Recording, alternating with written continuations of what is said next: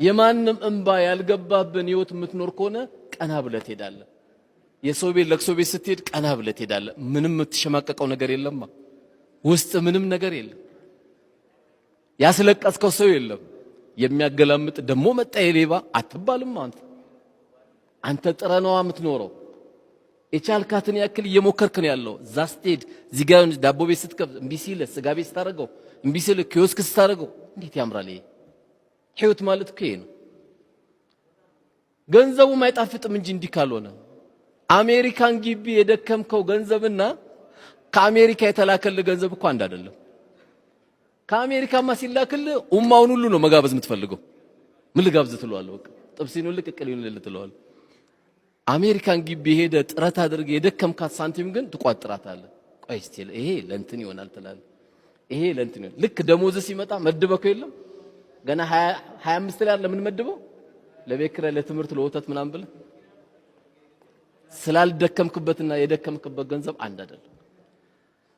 ስለዚህ ሐላል ከስብ ላይ የሆኑ አካሎች ስለቆሸሹ እንዳትቆሸሽ። የሆኑ አካሎች ኪሳቸውን ስላሳበጡ አንተ አይመለከትህም። አንተ ግን ትልቁን አንቺም የዚህ አይነት ባል የሰጠሽ የዚህ አይነት ወንድም የሰጠሽ ሴት ታድለሻል።